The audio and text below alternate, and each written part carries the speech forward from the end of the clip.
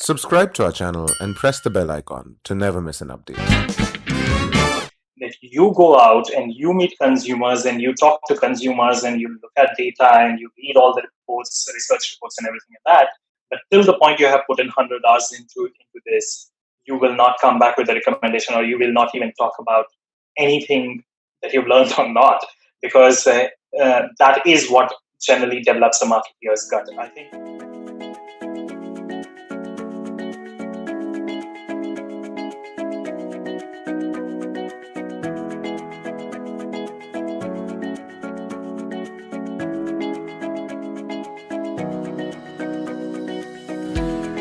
Hi and welcome to another episode of Conversations in Quarantine. I'm very, very happy to talk to Naveen Gupta today. Naveen was a batchmate of mine at IIM Indore, and he worked with Unilever for, I think, almost 8 years.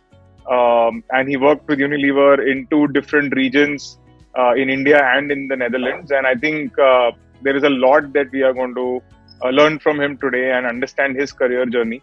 Also, Naveen is going to be doing a program with us on FMCG marketing, so we'll know a little more about that at the end of it as well.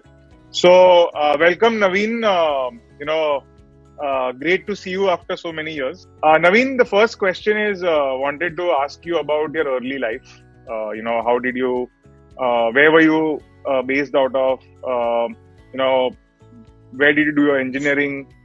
And how did you finally manage to land up at IIM Indore? So I was brought up in Jammu. I did my schooling from Jammu itself.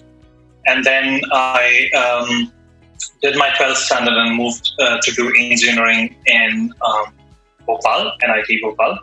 And the only reason I was doing engineering was pretty much because I didn't know what I was doing or I wanted to do. So engineering was the safest choice, forced upon my parents. So I went in. I was doing computer engineering, and I remember first time in the first week walking into a computer science lab and kind of knowing that feeling that, I'm not going to continue with engineering. So that was pretty clear the first week of my engineering itself. So then I decided, yes, let me decide what I want to do with life in general ahead. And at that point, I decided that I wanted to do an MBA and I wanted to work in marketing. So, of course, I gave CAT as usual, went through the process, cracked Indore and Kozhikode, and then I decided to join Indore. 2 years, very grueling for some people, I think. Pretty easy for me because I decided that, yes, I'm going to learn more about, the softer aspects of life rather than focusing on my CGPA. And that helped. What helped was that I had internship in the first trimester itself with Unilever. By the time I came back from internship, I had a PPO in hand. So second year was pretty easy, but then I decided to make it a little bit difficult by joining a placement committee. So, obviously you got your interview, you got your PPO, and you spent your 1 year, being part of the placement committee, doing other things in college. Definitely much more mentally peaceful. So when the real job had to start, from 2011 onwards, what was that like? Because I think that's where your 7-8 year journey at Unilever starts. And of course, the internship was a short period where you do your thing and, because you are still doing it to eventually get a full-time offer. Now that you have the full-time offer, how does one construct an FMCG marketing career, and what are the thoughts in your mind at that point of time, and what were your first few stints? So if you would like to tell us about that. So one thing people don't realize, and I think I've heard most of the people saying is, they want us not do sales in an organization, and I think what you learn in this sales stint is really, really important to make sure that even effectively you could become a very efficient brand manager, because one of the jobs of brand managers going further is, as part of the management of the brand, is to make sure that customer proposition for your products, how your retailers and, your wholesalers and everyone are going to sell it, right? And what incentives they have and how your launch is going to do in a market.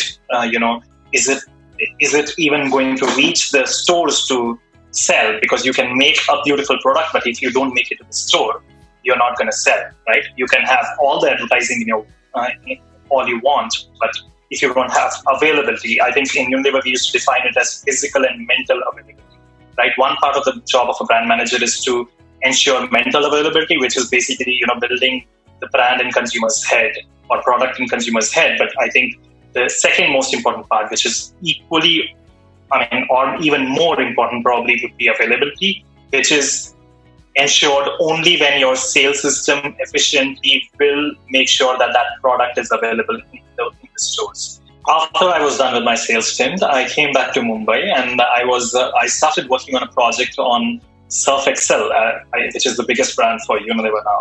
And I was working on, again, as you may feel it, the initial parts of the sexy work on brand marketing, which was actually concept writing and making sure that concept writing for relaunch of Surf Excel bars business. And, of course, you end up learning all the processes that we go through. And if you remember, Ankit, we used to have a course in IIM Indore about FMCG marketing. FMCG marketing. Yes. And that was one of the most important, I think that was about 4 or 5 sessions in that marketing segment, which was about concept writing and how do you make sure that you test a concept before you even work on a product or work on advertising, right? So I think that I was very lucky enough that I got a project like that. I remember first time walking into a meeting with the brand director, my boss's boss, and he was basically going to generally chat with us about what he expects. And I think the first thing he told me was that generally I tell people not to open their mouth in any meeting before you have done 100 hours of consumer work on your project, which means that you go out and you meet consumers and you talk to consumers and you look at data and you read all the reports, research reports and everything like that. But till the point you have put in 100 hours into this, you will not come back with a recommendation, or you will not even talk about anything that you've learned or not, because that is what generally develops a marketeer's gut. So then after that, I was tagged and sent to Indonesia for about 2 months for the international stint, because as they believe that you need to get rural exposure, you also need to get international exposure. So I went to Indonesia, and surprisingly enough, my job there was to actually set up a sales system for Pureit as a brand, which they had just launched about a year back. So the idea was that I needed to do a project where I could create that strategy for them, where, how do they go about setting up their traditional retail business and sales system. That was my project about, I think, 2 months. And I think I was amazed by the fact that how can they just trust trainees who have just come from campuses in about 6 months or 1 year to do such important projects. But I think that probably helps them get fresh perspectives, but also I think that's what the trust they put in. So Indonesia was about 2 months. I came back and I joined as my sub-charge, which is basically your first official job role, as a rural marketing manager in Mumbai, based out of Mumbai. So basically I was responsible for marketing activations for home and personal care business for Unilever across India. Now, what that job entailed, the person I took over from, I think, more or less, we always have heard about, Unilever being really big in rural marketing and, the business share being really nice in rural marketing, both because of our distribution, but also because of our rural marketing strength as well. So eventually what happens is that there are rural places in India where you can't reach by traditional media like TV or radio. And the idea is to develop programs and activations which basically reach these audiences. At some point in time, I think I had about 3,000 people working on the ground, going village to village and talking about our brands. And and educating consumers about these brands. So you spent 3 years, building new categories for the rural consumer, and then you switched to a far more well-known brand for all of us, something that a lot of us probably use on a daily basis for the entire subcontinent region. So you are, I think, managing Nor for India, Pakistan, Sri Lanka, Bangladesh. Tell us about that role of yours. My projects to start with were about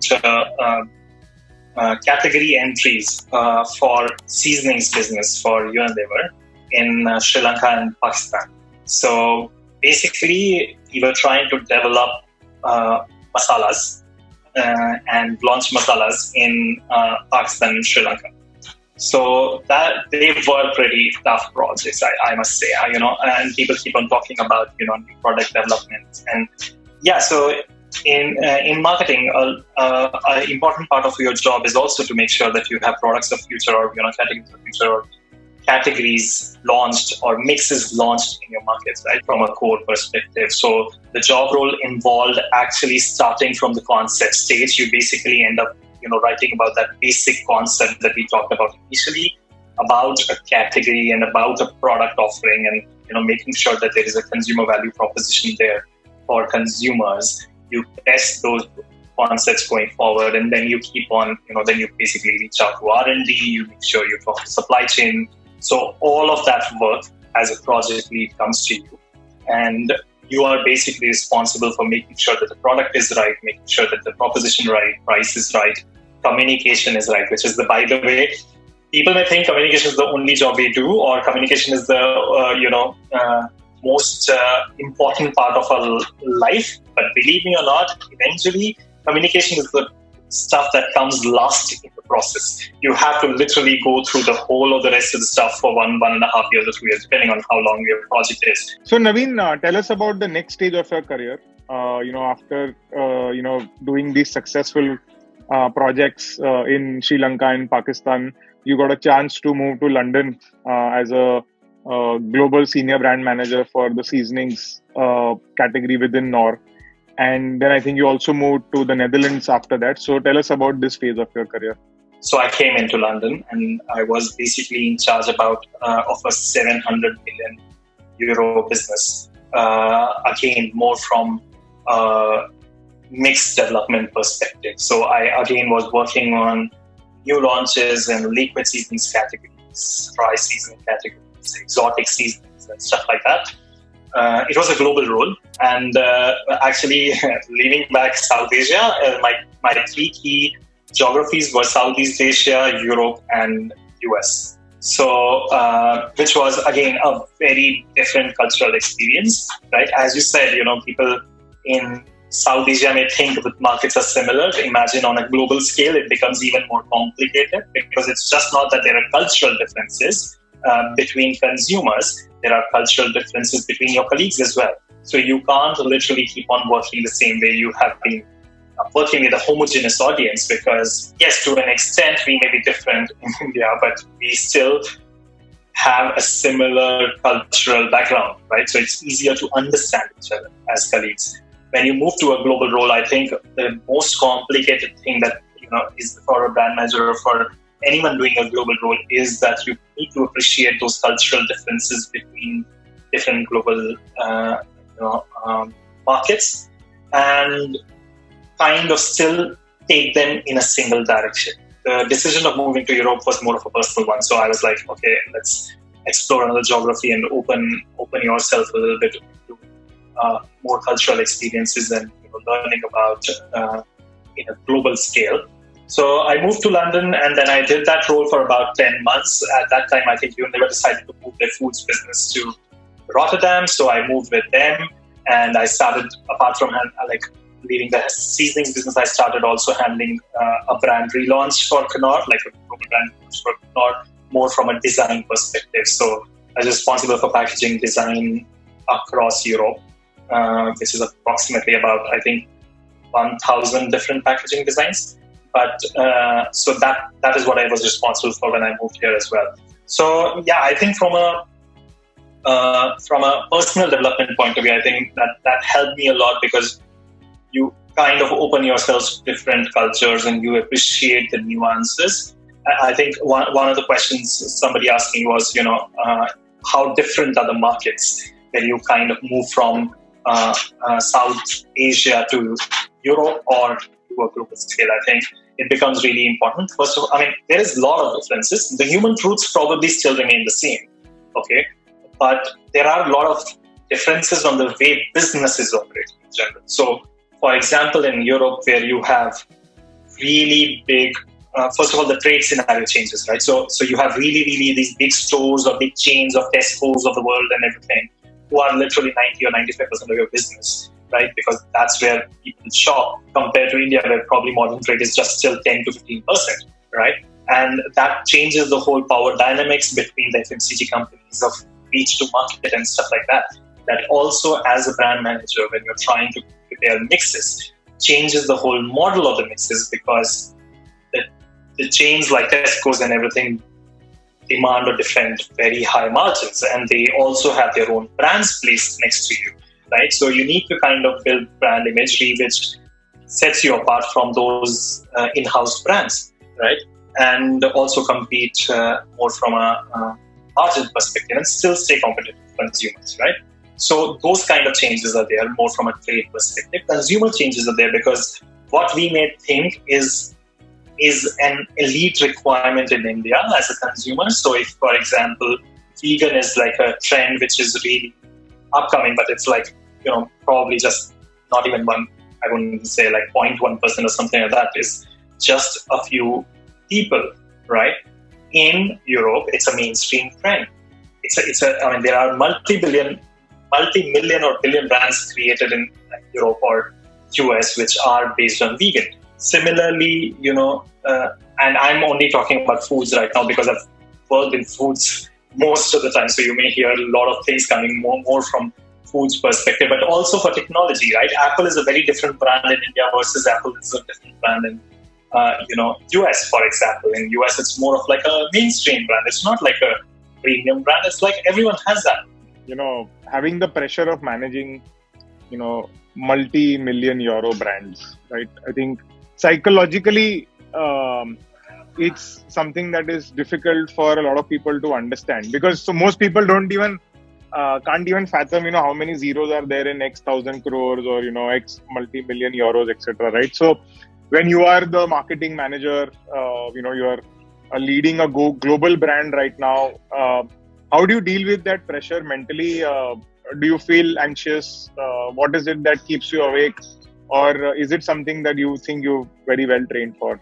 The pressures of handling a big business, I think there are both benefits and flaws of handling a big business, right? And I think handling a very big brand comes with a huge sense of responsibility, of course. As I talked about, you can't really screw up, because it's not only about you screw up for a year or so, right? When you work on these kind of brands, the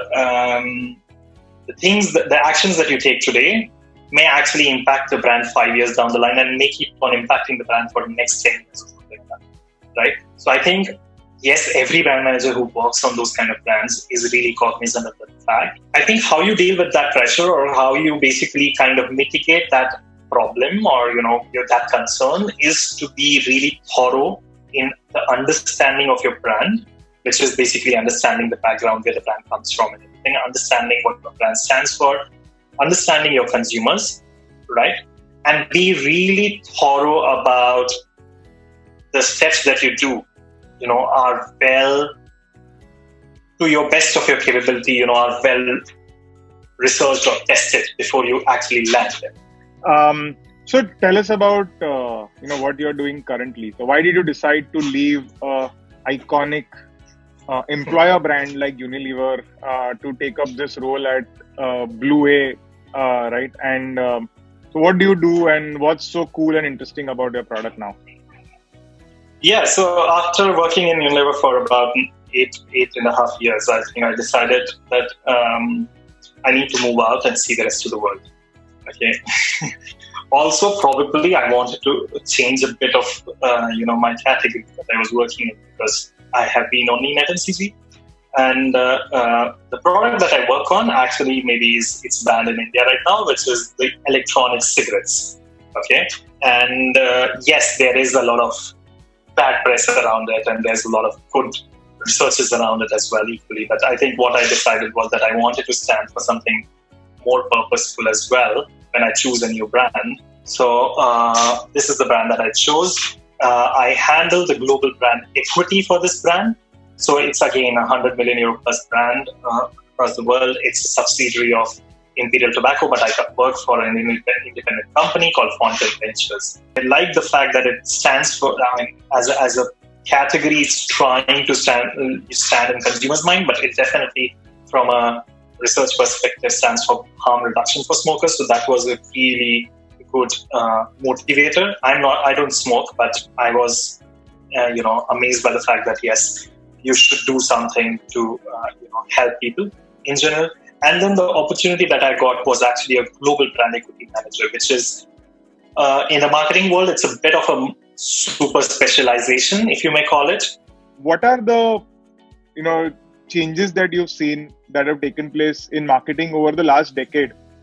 Since you started your first presentation you did in Singapore, where you told people that you need to cut down on the number of ice cream variants that you have, or vanilla variants that you have, to right now in 2020 when we are sitting in quarantine in the middle of a pandemic. How has marketing changed? COVID is a different animal altogether, of course, which of course will lead to more digitization or more e-com shopping and stuff like that, which are the trends we are seeing in general. However, what will happen after the end of it? I think the jury is still out. We still need to wait and see. And as I keep on saying, the behaviors change, the situation change, but maybe at core the human truths stay similar or stay consistent. I think COVID would challenge that statement as well, probably. Human truths also, they won't flip around, but the levels of those may change. So how family oriented you are, or how friend oriented you are, how much you care about your family, or how you care about health and hygiene, and all those aspects would kind of change. But I think that's still to be seen. Overall, what are those 2 or 3 things that you would like to tell any budding marketer today? So I think the first and foremost important thing is to develop this habit of, or interest in knowing your consumer.